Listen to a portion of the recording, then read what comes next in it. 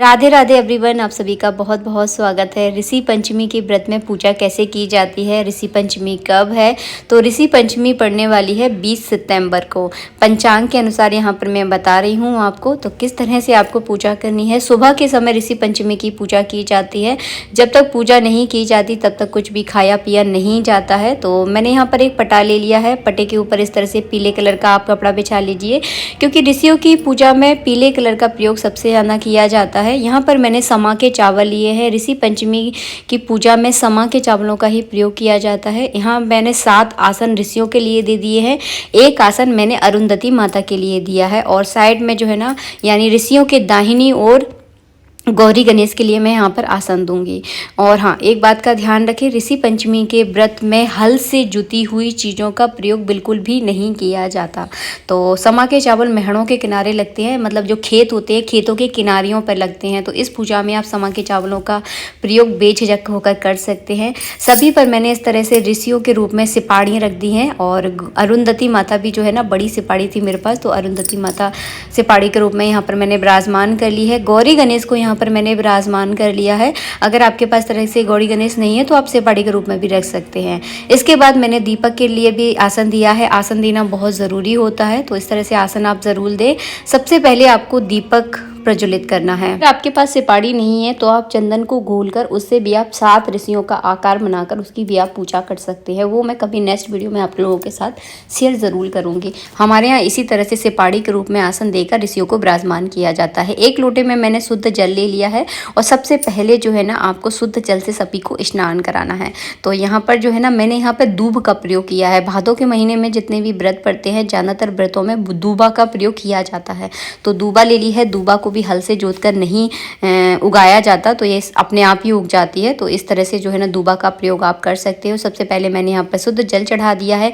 कच्चे दूध का प्रयोग किया जाता है, लेकिन आपको भैंस का दूध लेना है। गाय का दूध इस पूजा में निषेध होता है। अगर मिल जाए तो आप यूज़ कर सकते हैं पूजा में। अगर आपको भैंस का दूध नहीं मिलता है तो आप दूध को यहाँ पर स्किप भी जो है ना कर सकते हैं। तो मैं यहाँ पे थोड़ा सा दूध चढ़ा दूंगी। दूध चढ़ाने के बाद आपको चंदन लगाना है। तो मैं अपने सीधे हाथ में थोड़ा सा जल डालकर चंदन अच्छे से घोर लूँगी और सभी ऋषियों पे जो है ना, चंदन का तिलक करूँगी। अरुंधति माता पे आपको रोली का टीका लगाना है और तिलक करने के बाद आपको कलावा रूपी वस्त्र अर्पित करना है। जैसे दिखा रही हूँ मैं आपको पूजा, वैसे ही स्टेप बाय स्टेप आपको पूजा करनी है। और ऋषि पंचमी की पूजा करना सच में बहुत सरल है। आप एक बार कर लोगे तो फिर कभी नहीं भूलोगे।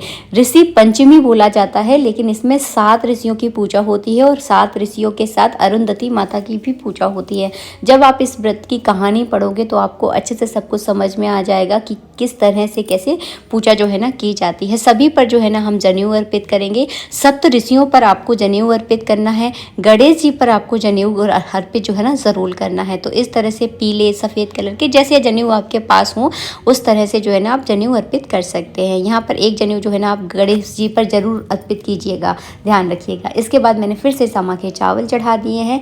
अरुंधति माता पर सुहाग का सामान अर्पित किया जाता है। मैंने अरुंधति माता के ऊपर जो है ना सुहाग चढ़ा दिया है, तो ये बहुत ज़रूरी होता है। इसके बाद आपको फल अर्पित करने हैं। फल भी आपको ऐसे अर्पित करने हैं जो बिना हल से जुते हुए हों। तो सेब जो है ना, बहुत बड़ा पेड़ होता है, तो सेब के पेड़ को हल से जोत कर उगाया नहीं जाता, तो आप सेब चढ़ा सकते हैं।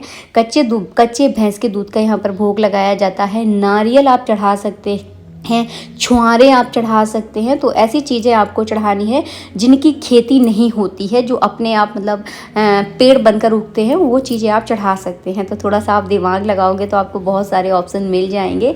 तो इस तरह से जो है ना पूजा की जाती है। इसके बाद करेंगे हम आरती की तैयारी। आरती के लिए मैं यहाँ पर कपूर भी आप जला सकते हैं। आप चाहें तो जो दीपक आपने जलाया है इससे भी आप आरती कर सकते हैं, क्योंकि आरती होने के बाद जो है ना पूजा आपकी संपन्न हो जाती है। तो अगर ऋषि पंचमी कि अगर आपको आरती नहीं आती है तो आप यहाँ पर गणेश जी की आरती कर सकते हैं। इसी पंचमी का व्रत कुंवारी और शादीशुदा लड़कियाँ दोनों ही करती हैं।